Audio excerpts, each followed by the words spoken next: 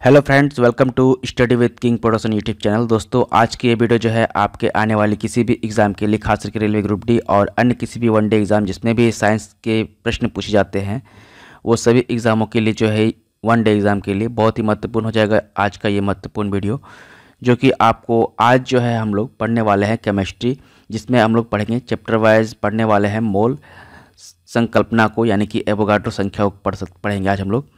पूरे मोल से जितने भी प्रश्न आए हैं रेलवे ग्रुप डी में 2020 में, ये जो है सभी रेलवे के एग्ज़ाम को मद्देनजर रखते हुए जो है ये जो है पूरा प्रीवियस ईयर 2018 में जितने भी प्रश्न पूछे गए हैं वो सही प्रश्नों का जो है यह संग्रह है। ठीक है, तो आप लोग इसे जरूर देख करके जाए एग्ज़ाम से पहले। यह पार्ट 3 है इस सीरीज़ का। इससे पहले हम लोगों ने जो है पार्ट 2 तक के वीडियो आप लोग को प्रोवाइड कर दिया था। अगर आप लोगों ने जो है पार्ट 2 तक के वीडियो को अभी तक नहीं देखा है तो उसे जरूर देख ले, ताकि आपका एग्ज़ाम में जो है साइंस से, जनरल साइंस से जो है एक भी प्रश्न ना छूटे। तो चलिए गाइस शुरू कर लेते हैं। शुरू करने से पहले आपको बता दूं, अगर आप लोग इस चैनल पर पहली बार आए हैं तो चैनल को सब्सक्राइब करके बेल आइकन को जरूर प्रेस करें, ताकि आपको हर एक वीडियो का नोटिफिकेशन जो है सबसे पहले टाइम टू टाइम आपके मोबाइल तक ऑटोमेटिक आपको मिलता रहे। और हाँ दोस्तों, अगर आपको किसी भी बुक का PDF लेना है तो नीचे इंस्टा मोजो का जो लिंक दिया हुआ है डिस्क्रिप्शन में, वहाँ पर जाकर के वो व्यू स्टोर कर लीजिएगा। और जो ही PDF आपको पसंद आता है उस PDF को जो है आप सबसे लोएस्ट फी में जो है आप ले सकते हैं वहाँ पर। ठीक है, जो भी PDF आपको लेना है वहाँ पर बहुत सारे PDF जो है आप लोगों के लिए प्रोवाइड कर दिया गया है। जो भी एग्ज़ाम स्पेशल है वहाँ पर सारे बुक वहाँ पर मिल जाएंगे आपको, जो भी आप लेना चाहते हैं। और नया से नया बुक जो भी है जो मार्केट में आता है वो भी वहाँ पर अपलोड कर दिया जाता है आप लोग के लिए, ताकि जो है आप लोग कम पैसे में जो है उस बुक को लेकर के अच्छे से रिवाइज कर सके खुद से और अपना स्कोर को बढ़ा सके। तो चलिए गाइस शुरू कर लेते हैं इस वीडियो को, ज़्यादा टाइम नहीं वेस्ट करके। तो चलिए शुरू करते हैं। और ये जो है केमिस्ट्री का पार्ट 3 है, जिसमें आज हम लोग पढ़ने वाले हैं मोल संकल्पना यानी कि एवोगाड्रो संख्या को। ठीक है, मोल कॉन्सेप्ट एवोगाड्रो नंबर को पढ़ेंगे। ठीक है, तो पहला प्रश्न है, देखिए ऑक्सीजन के एक अणु का द्रव्यमान जो है कितना होगा। ठीक है, तो एक मोल इक्वल टू हो जाता है 6.02 × 10⁻23 हो जाता है। तो ऑक्सीजन के अणु कितने हैं, अणुभार जो है कितना है, 32 होता है। ठीक है, तो इसी तरह से जो है इसको सॉल्व करेंगे तो कितना आ जाएगा, 5.3 × 10⁻23 ग्राम हो जाएगा। ठीक है, आइए देख लेते हैं कैसे हुआ। तो जैसे मैंने बताया कि ऑक्सीजन का अणुभार जो है 32 होता है, तो 32 को जो है इससे भाग कर देंगे तो ये आ जाएगा। ठीक है, तो 5.3 × 10⁻23 ग्राम आ जाएगा। नेक्स्ट है, मैग्नीशियम के 144 ग्राम में डैश ग्राम परमाणु मौजूद होते हैं। तो मैग्नीशियम के 144 ग्राम में 6 ग्राम जो है परमाणु मौजूद होते हैं। ऑप्शन नंबर बी यहाँ पे हट जाएगा। कैसे हुआ ये देखिए, मैग्नीशियम का अणुभार जो है कितना होता है, 24 AMU होता है। ठीक है, तो मोलों की संख्या इक्वल टू हो जाएगा 1 ग्राम में परमाणुओं की संख्या, या परमाणुओं की संख्या इक्वल टू हो जाएगा तत्व का भार डिवाइड बाय अणु का द्रव्यमान। ठीक है, तो तत्व का भार कितना था, 144 था, 144, और अणु का जो है द्रव्यमान कितना है, 24 है, 24 AMU है। तो 24 से इसको काटेंगे तो डायरेक्ट 6 ग्राम आ जाएगा। ठीक है, तो यही इसका राइट आंसर हो जाएगा। नेक्स्ट है, 273 केल्विन पर एक डायमीटर क्षमता के एक पात्र में दी गई क्लोरीन की कौन सी मात्रा न्यूनतम दाब डालेगी। तो 273 केल्विन पर 1 DMQ क्षमता के एक पात्र में दी गई क्लोरीन की मात्रा को जो है यह कितना हो जाएगा, न्यूनतम मात्रा हो जाएगा इसका 0.0355 ग्राम। ठीक है, ऑप्शन नंबर सी यहाँ बैठ जाएगा। आइए देख लेते हैं इसे कैसे सॉल्व किया जाएगा। तो 273 केल्विन पर जो है 1 डायमेंशन मीटर क्यूब क्षमता के एक पात्र में दी गई क्लोरीन की मात्रा जो है इतना पर न्यूनतम दाब डालेगी, क्योंकि इतना ग्राम में अणुओं की संख्या न्यूनतम होती है। ठीक है, नेक्स्ट है, ऑक्सीजन का ग्राम आणविक द्रव्यमान जो है 32 ग्राम है। ऑक्सीजन का घनत्व जो है 1.429 ग्राम cc है। तो ऑक्सीजन का ग्राम आणविक आयतन जो है कितना हो जाएगा। तो ऑक्सीजन का ग्राम आणविक द्रव्यमान जो है 32 ग्राम है। ऑक्सीजन का घनत्व जो है 1.429 ग्राम cc है। तो ऑक्सीजन का ग्राम आणविक आयतन जो है यह हो जाएगा 22.4 लीटर। ठीक है, ऑप्शन नंबर ए यहाँ बैठ जाएगा। आइए देख लेते हैं इसे कैसे हुआ।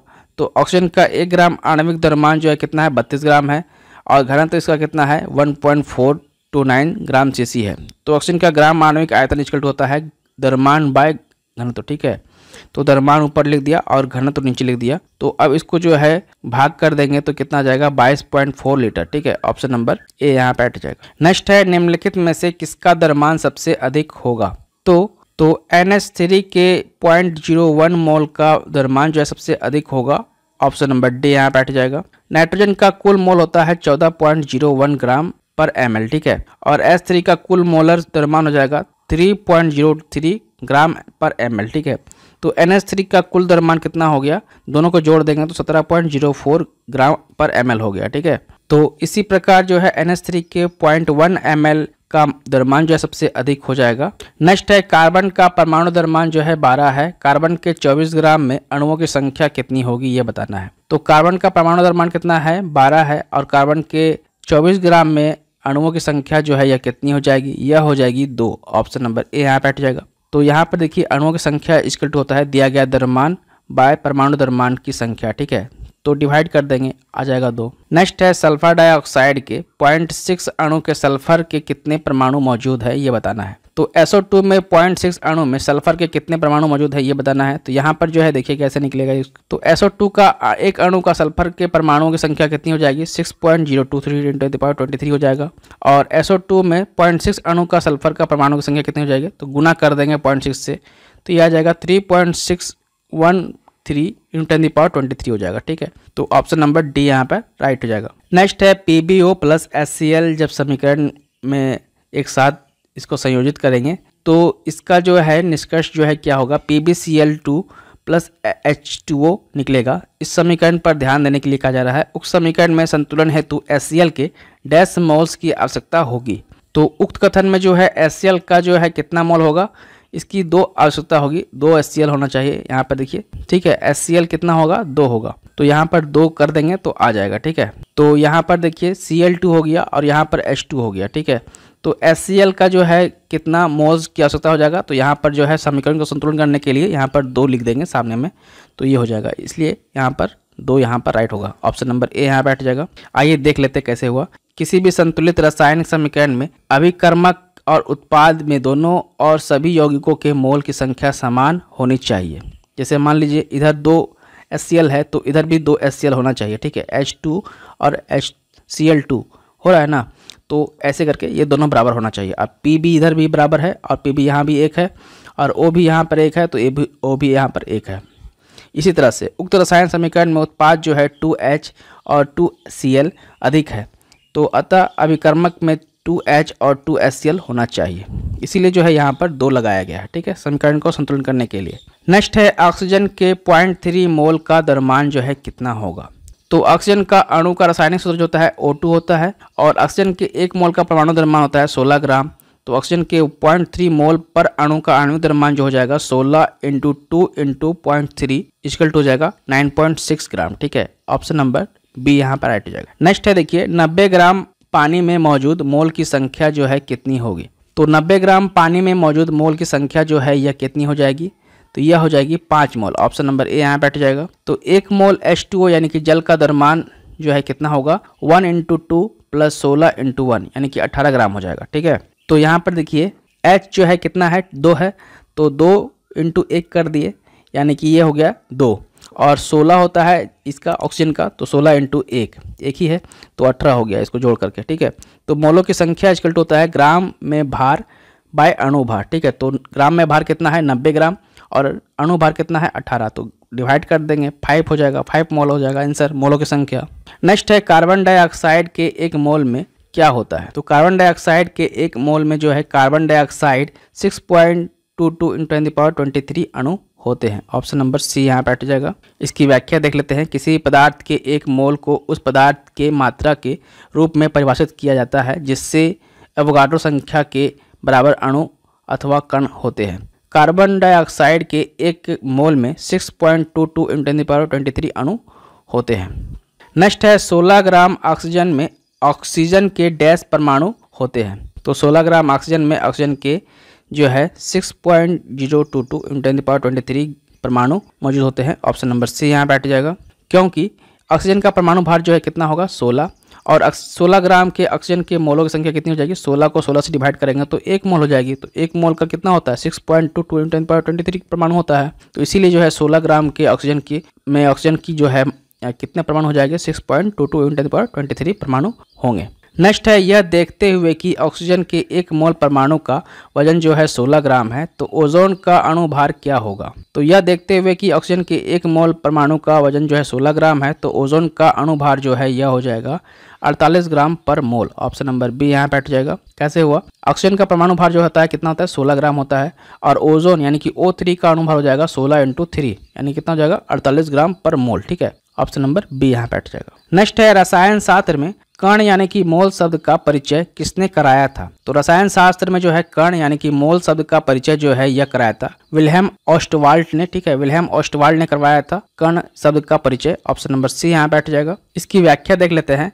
फ्रेडरिक विल्हेम ऑस्टवाल्ड जो है 1853 से 1832 तक एक जर्मन रसायन विज्ञान थे। ठीक है, जर्मन के रसायन वैज्ञानिक थे। उन्हें रासायनिक संतुलन और प्रतिक्रिया वेग पर उनके काम के लिए 1909 में रसायन विज्ञान का नोबेल पुरस्कार मिला था, और 1896 ईस्वी में इन्हीं के द्वारा रसायन शास्त्र में मोल शब्द के बारे में बताया गया था। मोल एक लैटिन भाषा है जिसका अर्थ होता है ढेर।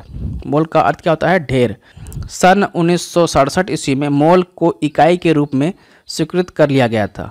मोल द्रव्यमान का उपयोग किसी पदार्थ के ग्राम को मोल्स में बदलने के लिए किया जाता है, और ज़्यादातर जो है रसायन विज्ञान में उपयोग किया जाता है इसका, मोल्स का। ठीक है, नेक्स्ट है, रसायन के लिए गणना की इकाई क्या है। तो रसायन के लिए गणना की इकाई जो होती है यह मोल होती है। ऑप्शन नंबर ए यहाँ बैठ जाएगा। इसकी व्याख्या देख लेते हैं। परमाणुओं, अणुओं और आयनों आदि की संख्या की गणना के लिए रसायन जिस इकाई का उपयोग होते हैं उसे मोल कहते हैं, और 1 मोल में जो है 6.22 × 1023 परमाणु मौजूद होते हैं। नेक्स्ट है, एल्यूमिनियम का परमाणु द्रव्यमान 27 है, तो एल्यूमिनियम के 54 ग्राम में मौजूद अणुओं की संख्या जो है कितनी हो जाएगी। एल्यूमिनियम का परमाणु द्रव्यमान जो है 27 है, तो एल्यूमिनियम के 54 ग्राम में मौजूद अणुओं की संख्या जो है यह कितनी हो जाएगी, तो यह हो जाएगी 2। कैसे हुआ, इसको देख लेते हैं। क्योंकि 1 ग्राम परमाणु के मोलों की संख्या कितनी होती है 6.22 × 1023 परमाणु होती है, तो मोलों की संख्या कितनी हो जाएगी। तो पदार्थ का द्रव्यमान कितना दिया हुआ है 27। ठीक है, और 27, तो एल्युमिनियम का जो है 54 ग्राम अणुओं में जो है कितनी संख्या हो जाएगी 54 ग्राम में, यानी कि 54 को डिवाइड करेंगे 27 से तो कितना हो जाएगा, 27 से डिवाइड करेंगे तो कितना हो जाएगा, 2 बार में चला जाएगा, इसलिए जो है यहाँ पर 2 मोल हो जाएगा। ठीक है, क्योंकि मोलों की संख्या निकालने के लिए द्रव्यमान पदार्थों का द्रव्यमान डिवाइड बाय पदार्थ के 1 मोल का द्रव्यमान से करते हैं। ठीक है, तो इसीलिए जो है यहाँ पर 2 मोल संख्या हो जाएगी। ऑप्शन नंबर ए यहाँ पे हट जाएगा। देख लीजिए यहाँ पर भी वही किया गया है। तो 1 मोल परमाणु में इतना मोल होता है, तो मोलों की संख्या इक्वल टू क्या हुआ, पदार्थ का द्रव्यमान डिवाइड बाय पदार्थ के 1 मोल का द्रव्यमान, यानी कि 54 ग्राम बाय 27 इक्वल टू 2 मोल। ठीक है, नेक्स्ट है, मोलों की सही परिभाषा निम्न में से कौन सी है। तो मोलों की सही परिभाषा जो है यह है, कौन सा है, तो यह है, यह पदार्थ के 1 ग्राम परमाणु द्रव्यमान के बराबर होता है। हाँ, ये सही है। तो इसमें दिए हुए पदार्थ जो है 6.022 × 1020 परमाणु होते हैं, नहीं ये गलत है। यह पदार्थ के ग्राम आणविक भार के बराबर होता है, हाँ ये सही है। और इसमें दिए गए पदार्थ जो है 6.22 × 1023 अणु होते हैं, हाँ ये भी सही है, यानी कि ACD। ठीक है, ऑप्शन नंबर ए यहाँ बैठ जाएगा। ये जो है तीनों मिलकर के मोल की परिभाषा दे रही है। ठीक है, इसकी व्याख्या देख लीजिए। किसी पदार्थ की वह मात्रा जिसमें उतनी ही मूल इकाई यानी कि अणु परमाणु आयन है जितने की कार्बन 12 में 12 ग्राम के परमाणु में होते हैं, वो मोल कहलाते हैं। यह पदार्थ के ग्राम परमाणु के द्रव्यमान के बराबर, ग्राम आणविक भार के बराबर तथा द्रव्यमान के 6.22 × 1023 अणु के बराबर होता है। नेक्स्ट है, नाइट्रोजन गैस के 0.5 मोल के द्रव्यमान की गणना करें। अणु के मोल के द्रव्यमान जो है कितना होगा। तो नाइट्रोजन गैस का 0.5 मोल का द्रव्यमान की गणना जो है कितना हो जाएगा, तो 14 ग्राम हो जाएगा। ऑप्शन नंबर ए यहाँ बैठ जाएगा। आइए देख लेते हैं कैसे हुआ। नाइट्रोजन में जो है N में 1 मोल का द्रव्यमान जो है 14 ग्राम दिया हुआ है, तो नाइट्रोजन अणु यानी कि N2 के कितना हो जाएगा 28 ग्राम हो जाएगा। ठीक है, तो N2 का 0.5 मोल का द्रव्यमान कितना हो जाएगा, तो 28 × 0.5 इक्वल टू कितना हो जाएगा 14 ग्राम। ठीक है, नेक्स्ट है, किसी पदार्थ के 1 मोल में मौजूद कणों की संख्या क्या है। तो किसी पदार्थ के 1 मोल में मौजूद कणों की संख्या जो है यह हो जाएगी 6.022 × 1023 हो जाएगी। ठीक है, ऑप्शन नंबर बी यहाँ बैठ जाएगा, क्योंकि 1 मोल में जो है इतने परमाणु मौजूद होते हैं, इसे ही एवोगाड्रो संख्या कहते हैं। तो कार्बन जो होता है कितना होता है 12 होता है, तो 12 ग्राम के उपस्थित अणुओं की संख्या जो है 1 मोल कहलाती है। इसे एवोगाड्रो संख्या भी कहते हैं। तो 1 मोल में कितना होता है 6.22 × 10⁻23 परमाणु होता है और इसी ही को ही जो है हम लोग एवोगाड्रो संख्या कहते हैं। नेक्स्ट है किसी पदार्थ के 1 मोल में मौजूद परमाणुओं या अणुओं या आयनों की संख्या को डैश कहता है। तो इसे कहते हैं एवोगाड्रो संख्या। ऑप्शन नंबर सी यहाँ बैठ जाएगा। नेक्स्ट है 90 ग्राम पानी में मौजूद मोलों की संख्या जो है क्या होगी। तो 90 ग्राम पानी में मौजूद मोलों की संख्या जो है यह हो जाएगी 5। ठीक है, ऑप्शन नंबर बी यहाँ बैठ जाएगा। कैसे हुआ, अणुओं के लिए जो है मोलों की संख्या क्या होगा, ग्राम में भार कितना है 90 ग्राम, तो 90 ग्राम ऊपर लिख देंगे और जो है पानी यानी कि H2O में जो है भार कितना हो जाएगा, तो जल का भार हो जाएगा कितना H2O। ठीक है, तो O यहाँ पे कितना हो जाएगा 8, तो ऑक्सीजन का कितना होता है भार 16। ठीक है, प्लस 2 × 1 कितना हो जाएगा 2। ठीक है, 16 + 2 18, 18 को डिवाइड करेंगे 90 से तो ये कितना हो जाएगा 5। संख्या कितनी हो जाएगी 5, इसलिए यहाँ पर 5 यहाँ पर राइट हो गया। आइए देख लेते हैं कैसे हुआ। तो जैसा मैंने बताया कि मोलों की संख्या निकालने के लिए ग्राम में भार डिवाइड बाय अणु भार करते हैं। तो जल का यानी कि H2O का अणु भार निकाल लिया गया। तो यहाँ पर ऑक्सीजन का कितना हो गया 16 और H का अणु भार हो जाएगा 2। ठीक है, तो दोनों को जोड़ दिए तो 18 ग्राम पर मोल हो गया।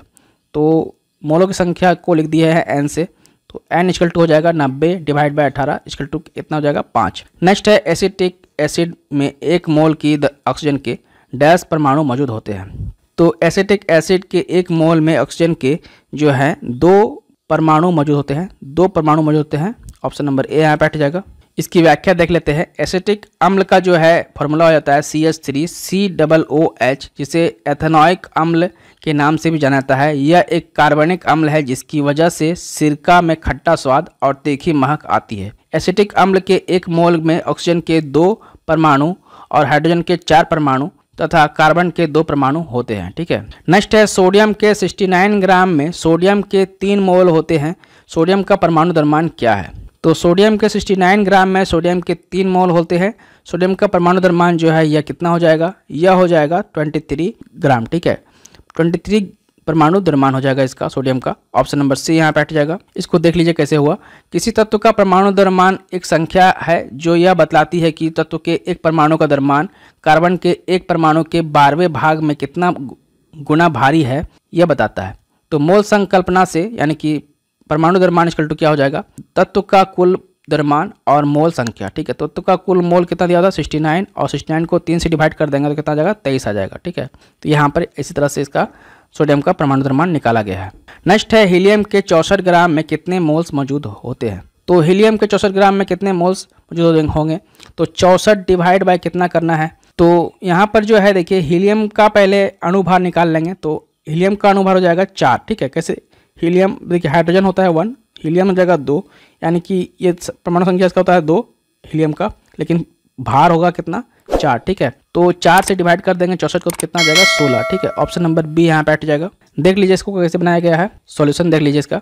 हीलियम में मोलों की संख्या = क्या होगा, ग्राम में भार डिवाइड बाय अणु या परमाणु भार। ठीक है, तो हीलियम का अणु या परमाणु कितना हो जाएगा 4 हो जाएगा। तो मोलों की संख्या = 64 डिवाइड बाय 4 = 16 हो जाएगा। ठीक है, नेक्स्ट है नाइट्रिक एसिड में 63 ग्राम में कितने अणु मौजूद है। तो नाइट्रिक एसिड का फॉर्मूला हो जाएगा HNO3। ठीक है, HNO3। ठीक है, तो यहाँ पर देखिए ऑक्सीजन का हो गया 16 या 48। ठीक है, और नाइट्रोजन हो गया कितना, N हो गया 14, नाइट्रोजन हो गया 14 और हाइड्रोजन हो गया 1। तो ये सबको जोड़ दीजिए तो इसका ये अणुभार निकल जाएगा। ठीक है, तो नाइट्रोजन का 14, हाइड्रोजन का 1 और ऑक्सीजन का 16। तो ये सबको जोड़ देंगे तो 16 या 48 हो जाएगा। ठीक है, तो इसको जोड़ देते हैं। 8 4 12 1 13, 13 के 3 हाथ मेरा 1 5 1 6, 63 हो गया। तो यहाँ पर जो है देखिए अब 63 तो आ गया। तो 63 ग्राम मात्रा में अणु मौजूद कितना होगा, तो 1 ही होगा। तो कितना हो जाएगा, यह हो जाएगा आपका 6.2 × 10⁻23 ग्राम हो जाएगा। ठीक है, तो इसका राइट आंसर हो जाएगा 6.02 × 10⁻23 हो जाएगा।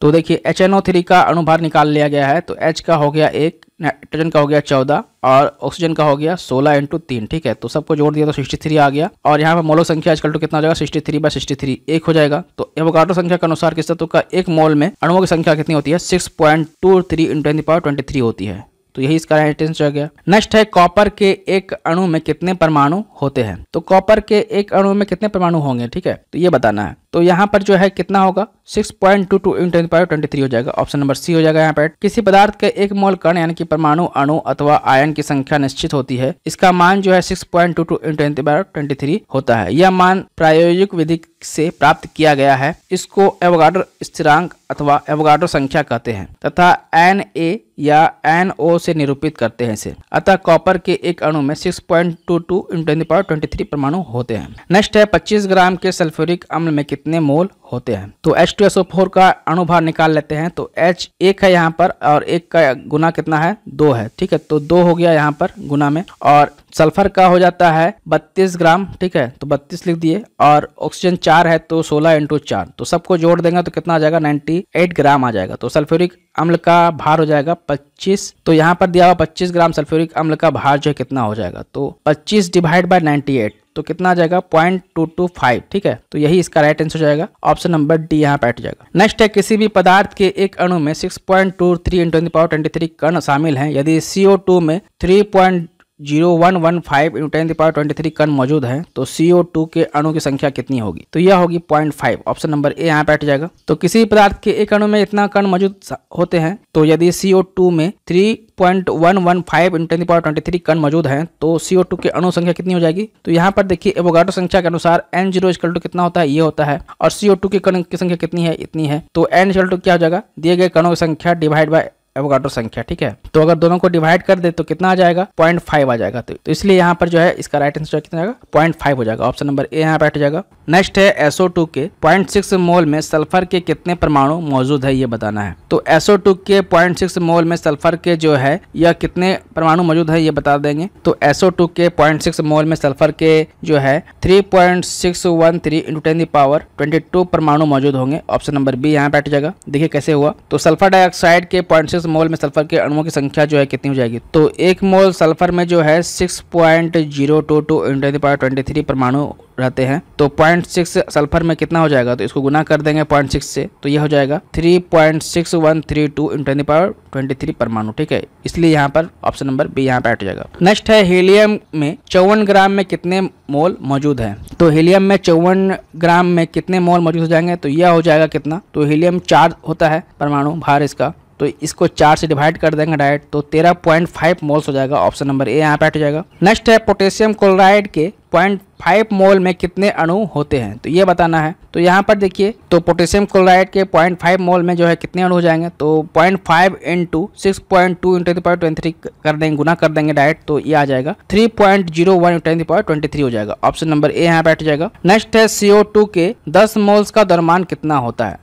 तो CO2 के 10 मोल्स का द्रव्यमान जो है यह कितना हो जाएगा। तो CO2 का द्रव्यमान जो है कितना होगा, तो यह होता है CO2 का द्रव्यमान हो जाएगा। यहाँ पर ऑक्सीजन 2 दिया हुआ है ना, तो 16 दूनी 32, ठीक है। तो 32 प्लस कितना हो जाएगा, कार्बन हो जाएगा 12, ठीक है। तो 32 + 12 कितना हो जाएगा 44, ठीक है। तो 44 आ गया इसका द्रव्यमान CO2 का। तो 44 × 10 कितना हो जाएगा 440 द्रव्यमान हो जाएगा। ऑप्शन नंबर बी यहाँ पे हट जाएगा। नेक्स्ट है निम्न में से किसका वजन सबसे ज्यादा है। तो यहाँ पर जो है हाइड्रोजन के 23 मोल का वजन जो है सबसे ज्यादा है। ऑप्शन नंबर ए यहाँ पे हट जाएगा। नेक्स्ट है एवोगाड्रो की संख्या जो है यह कहलाता है Na, और इसका इक्वल होता है, यह कितना होता है 6.023 × 10⁻23 मोल्स होता है, ठीक है। तो किसी त्रिपरमाणु गैस के 0.1 मोल के परमाणुओं की संख्या जो है क्या हो जाएगी। तो किसी भी, तो एवोगाड्रो संख्या का मान जो है इतना होता है, तो किसी भी परमाणु के गैस का 0.1 मोल के परमाणुओं की संख्या जो है यह हो जाएगी 6.23 × 10⁻22 संख्या हो जाएगी, ठीक है। ऑप्शन नंबर ए यहाँ बैठ जाएगा। इसकी व्याख्या देख लीजिए। एवोगाड्रो संख्या जो है क्या होता है, किसी तत्व के 1 ग्राम परमाणु यानी कि 1 मोल में उपस्थित परमाणुओं की संख्या क्या हो जाएगी 6.22 × 10⁻23 होती है। इसे एवोगाड्रो संख्या कहते हैं। त्रिपरमाणु गैस के 1 मोल में उपस्थित परमाणुओं की संख्या यानी कि Na = हो जाएगा 6.02 × 10⁻23। तो त्रिपरमाणु गैसों का 0.1 मोल की उपस्थित संख्या कितनी हो जाएगी, तो 0.1 से इसको गुना कर देंगे पूरे को, तो यह हो जाएगा 6.22 × 10⁻22 ग्राम, ठीक है। यही हो जाएगी। नेक्स्ट है मीथेन यानी कि CH4 के 0.1 मोल का द्रव्यमान जो है मास कितना हो जाएगा। तो मीथेन का अणुग्राम अणुभार हो जाएगा कितना, कार्बन का हो जाएगा 12.01 और हाइड्रोजन का 4 × 1.008, ठीक है। तो यह हो जाएगा अप्रोक्स में 16 ग्राम। ठीक है, तो मीथेन के 1 मोल द्रव्यमान का इतना ग्राम हो गया, तो 0.1 मोल का मीथेन द्रव्यमान कितना हो जाएगा, तो 0.1 से गुणा कर देंगे तो 1.6 ग्राम हो जाएगा। ऑप्शन नंबर सी यहाँ पे हट जाएगा। नेक्स्ट है कार्बन का परमाणु द्रव्यमान 12 है और हीलियम का परमाणु द्रव्यमान जो है 4 है। तो बताया कि प्रत्येक तत्व के 1 मोल हेतु निम्नलिखित में से कौन सा कथन सत्य है। तो यहाँ पर जो है देखिए 1 मोल कार्बन में 1 मोल हीलियम के 3 गुना अधिक परमाणु होंगे, नहीं ये गलत है। 1 मोल हीलियम में 1 मोल कार्बन के 3 गुना अधिक परमाणु होंगे, नहीं ये भी गलत है। 1 मोल कार्बन में 1 मोल हीलियम के उपस्थित परमाणुओं की संख्या 1/3 होगी, नहीं ये भी गलत है। यहाँ पर लास्ट दिया हुआ है 1 मोल कार्बन में 1 मोल हीलियम के उपस्थित परमाणु संख्या के बराबर की संख्या होगी, हाँ ये सही है। ऑप्शन नंबर डी यहाँ बैठ जाएगा। आइए इसकी व्याख्या देख लेते हैं। किसी पदार्थ का 1 मोल उसकी वह मात्रा है जिसमें उतने ही कण उपस्थित होते हैं जितने की कार्बन 12 समस्थानिक के ठीक 12 ग्राम यानी कि 0.01 kg में परमाणु संख्या होती है।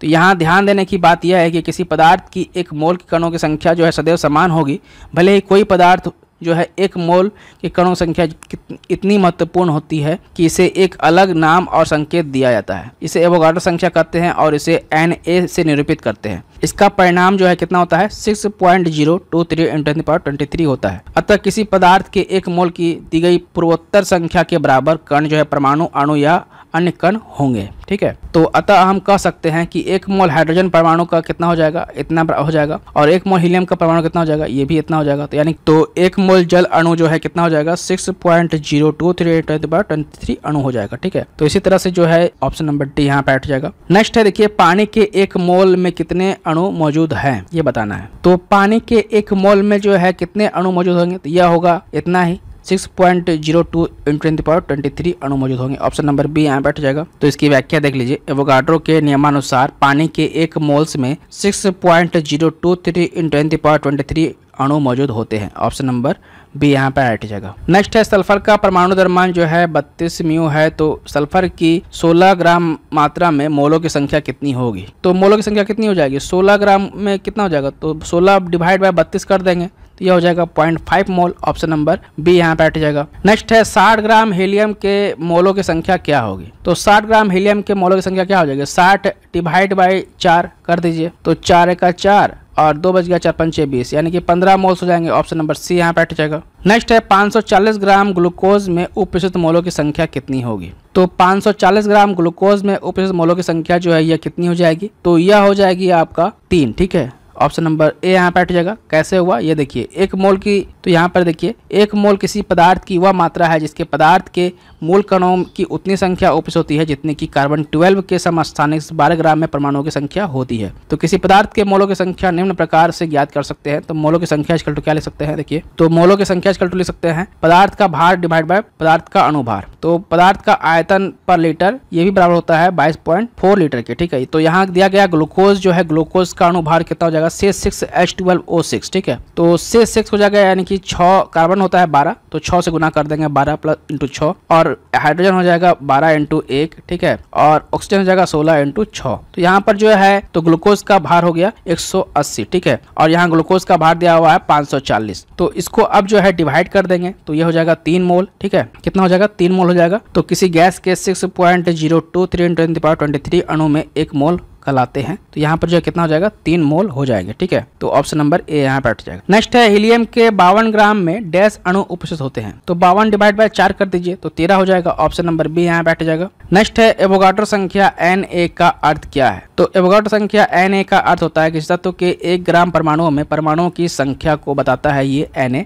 ऑप्शन नंबर बी यहाँ बैठ जाएगा। इसकी व्याख्या देख लीजिए। एवोगाड्रो संख्या एवोगाड्रो नंबर इक्वल टू होता है किसी तत्व के 1 ग्राम परमाणु या 1 मोल में उपस्थित परमाणुओं की संख्या कितनी होती है 6.22 × 10⁻23 होती है। इसी संख्या को एवोगाड्रो संख्या कहते हैं। इसे n या Na से दिखाते हैं, निरूपित करते हैं। अतः Na इक्वल टू कितना हो जाएगा 6.22 × 10⁻23 होगा। नेक्स्ट है एवोगाड्रो संख्या द्वारा निरूपित की जाती है किस चीज, तो एवोगाड्रो संख्या को Na या n0 से निरूपित करते हैं। तो यहाँ पर कौन सा दिया हुआ है, NO दिया हुआ है, तो ऑप्शन नंबर बी यहाँ पे हट जाएगा। देखिए जैसा कि व्याख्या में दिया हुआ है, किसी तत्व के एक अणु में एक मोल में उपस्थित परमाणुओं की संख्या इतनी होती है, तो इस संख्या को एवोगाड्रो संख्या कहते हैं, अतः इसे N0 या Na द्वारा निरूपित करते हैं। नेक्स्ट है कार्बन डाइऑक्साइड के 88 ग्राम में मौजूद अणुओं की संख्या कितनी हो जाएगी। कार्बन डाइऑक्साइड का जो है अणु भार कितना हो जाएगा, तो यहाँ पर ऑक्सीजन 2 है, तो 16 × 2 32 हो गया, 32 + 12 कितना हो जाएगा, 44। ठीक है, तो 44 को डिवाइड कर देंगे 88 से, यानी कि 88 को डिवाइड कर देंगे 44 से, तो ये कितना हो जाएगा,